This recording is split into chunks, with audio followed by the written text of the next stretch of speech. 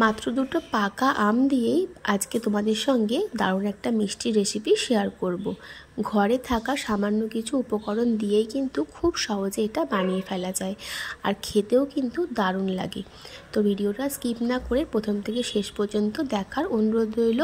তো দেখো, নিয়ে নিয়েছি দুটো পাকা আম, যার পাল্পগুলো আমি বের করে নিয়েছি।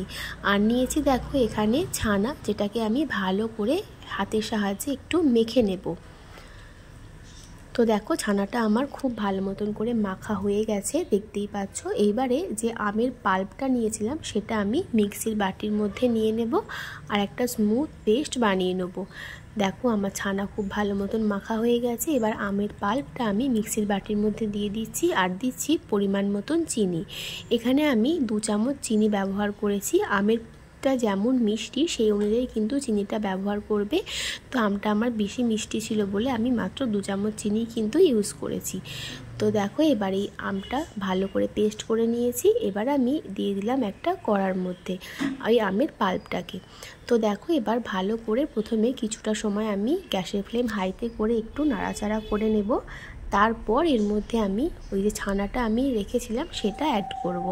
তো দেখো, 5 মিনিট মতন ভালো করে নাড়াচাড়া করে নিয়েছি। এবার ছানার অর্ধেকটা আমি এর মধ্যে দেব, অর্ধেকের বেশিটাই আমি দেব, খুব সামান্যই একটু রেখে দেব পরে ইউজ করার জন্য। তো দেখো, এটা আমি এখানে দিয়ে দিচ্ছি। তো দেখো, সামান্য একটু কিন্তু আমি রেখে দিয়েছি, যেটা আমি পরে ইউজ করব। তো দিয়ে দিয়েছি। এবার এইটুকু আমি রেখে দিলাম আলাদা করে। এবারে দিয়ে দিচ্ছি আমুল যে দুধের প্যাকেট, 10 টাকার একটা দুধের প্যাকেট দিয়ে দিলাম। দিয়ে এবার ভালো করে এটাকে মিশিয়ে নেব। মেশানোর সময় কিন্তু গ্যাসের ফ্লেমটা লো টু মিডিয়ামে রেখেছি। হাইতে করে রাখলে কিন্তু পুড়ে গেলে পুরা গন্ধ এসে যাবে, সেই জন্য গ্যাসের ফ্লেম এখন আমি লো টু মিডিয়ামে রেখেছি। ভালো করে মিশিয়ে নেওয়া হয়ে গেলে গ্যাসের ফ্লেম হাইতে করে দিয়ে এটা খুব ভালো করে একদম নাড়াচাড়া করব যতক্ষণ না এটা একটু ঘন হচ্ছে আর এই পাতলা ভাবটা চলে যাচ্ছে। তো দেখো, খুব ভালো করে মিশিয়ে নিয়েছি, দেখতেই পাচ্ছ। এইবারে এটা যে পাতলা রয়েছে এই পাতলাটাকেই একদম ঘন করে নিতে হবে, আঠা আঠা হয়ে যাবে, একদম কড়ার থেকে উঠে উঠে আসবে, সেই সময় পর্যন্ত রান্নাটা করে নিতে হবে। তো দেখো, এই সময় আমি দিয়ে দিচ্ছি সামান্য একটু এলাচ, যেটা আমি থেতো করে নিয়েছি সেটাও অ্যাড করলাম। এটা সম্পূর্ণ অপশনাল, তোমরা চাইলে দিতেও পারো, আবার এলাচটা কিন্তু নাও দিতে পারো।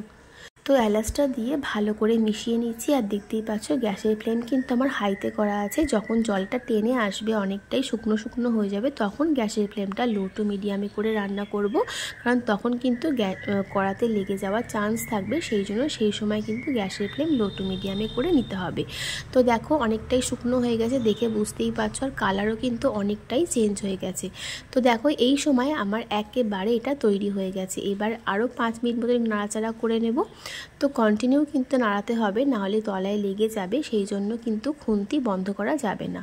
তো দেখো, বেশ ভালো করে নাড়াচাড়া করে আমি এটা একেবারে তৈরি করে নিয়েছি। দেখতেই পাচ্ছ কড়ার থেকে উঠে উঠে আসছে, মানে এটা কিন্তু আমার একদম তৈরি আর পুরো আঠার মতন হয়ে গেছে। এর থেকে বেশি কিন্তু আর টাইট করব না, ঠিক এই রকমভাবেই আমি এটা কড়ার থেকে নামিয়ে নেবো আর ঠান্ডা হওয়া পর্যন্ত ওয়েট করব। তো দেখো, তৈরি হয়ে গেছে। এটা কিন্তু শুধুই খাওয়া যাবে, এই অবস্থাতেই খাওয়া যাবে, এটা দারুণ টেস্ট লাগে খেতে। তো দেখো, এটা আমরা তৈরি করে নিয়েছি। এই যে কি সুন্দর দেখতে লাগছে, খেতেও কিন্তু খুব সুন্দর হয়েছিল। তো দেখো, এবার এটা আমি ঠান্ডা হওয়ার জন্য ছেড়ে দেব।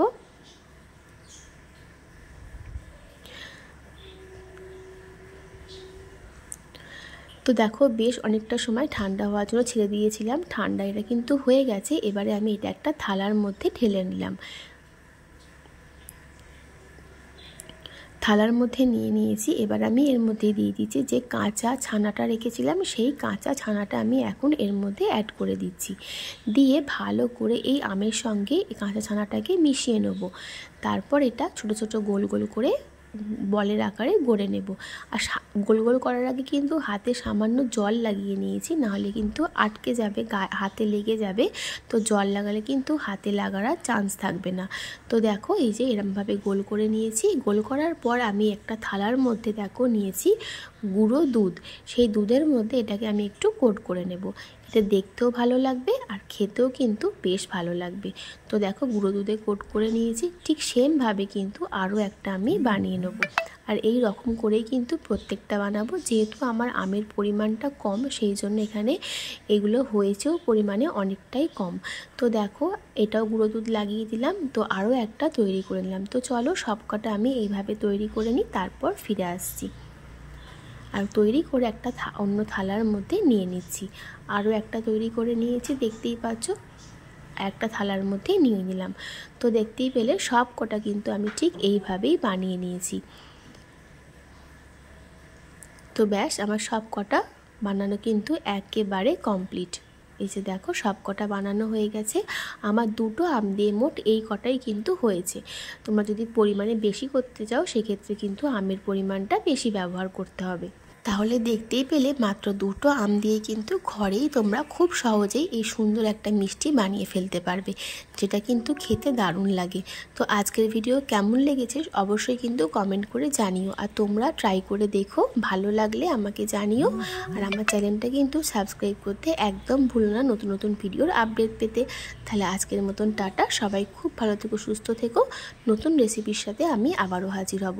আর দেখো একটা তোমাদের কেটে দেখিয়ে দিচ্ছি, ঠিক এই রকম হয়েছে দেখতে, আর খেতেও কিন্তু খুব সুন্দর হয়েছে। তাহলে আজকের মতন আসি, সবাই খুব ভালো থেকো, সুস্থ থেকো।